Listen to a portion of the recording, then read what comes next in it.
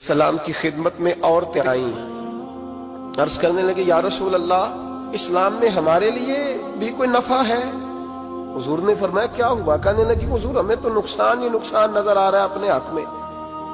हुजूर बतलाएं अगर आपके दीन में कोई खैर है तो हम कलमा पढ़े फटाफट, बाकी तो दुनिया में हमें अपना नुकसान ही दिखाई देता है।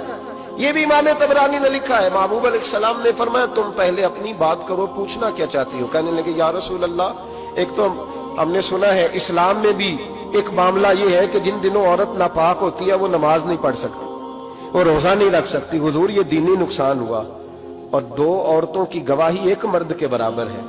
दुनिया में भी हमारा वो किरदार ना हुआ जो कि मर्दों का है, तो हुजूर हमारी दुनिया में भी नुकसान है, दीन में भी नुकसान है। या रसूल अल्लाह, या रसूल अल्लाह, या रसूल अल्लाह सल्लल्लाहु अलैहि वसल्लम। आका फिर तो ये हुआ कि हफ्ते महीने के बहुत सारे दिन औरत वैसे नापाक रही, दीन से दूर रही, और अगर वो कौमी मामलात में कोई किरदार अदा करना चाहे फिर भी उसकी गवाही दो औरतों की एक मर्द के बराबर, तो हुजूर दुनिया का भी नुकसान दीन का भी।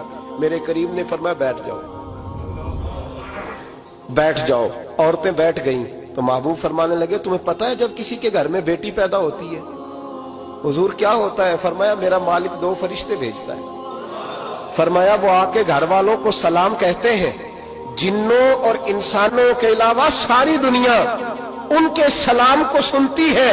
फरमाया फिर वो फरिश्ते अपने परों से उस बेटी को ढांप लेते हैं और फिर उसके सर पर फेरते हैं, और फरमाया फिर वो उनके बाप को कहते हैं इनकी सही तरह परवरिश करना।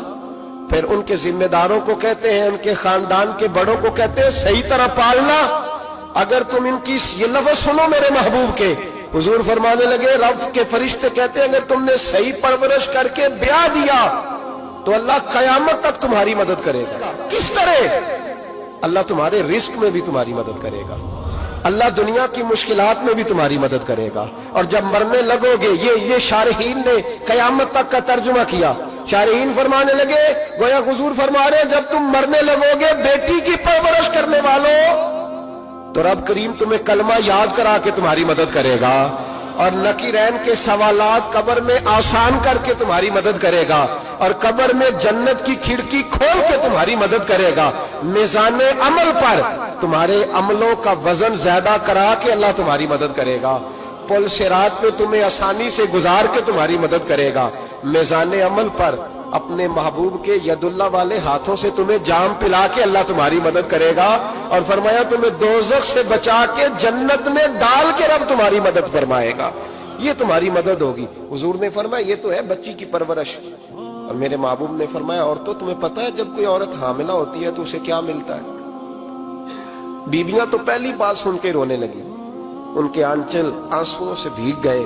महबूब फरमाने लगे जब कोई औरत हामिला होती है तो रब उसे उसी तरह का अजर देता है जिस तरह उस मुजाहिद को अजर मिलता है जो जिहाद फी सबीलिल्लाह में जाता है, उतना अजर अल्लाह हामिला औरत को देता है। और महबूब करीम अलैहिस्सलाम फरमाने लगे जब वो बच्चे की पैदाइश होती है, जब बच्चा जन्मती है, तो रब उसे उतना अजर अता करता है जितना रब करीम एक शहीद को अजर अता फरमाता है।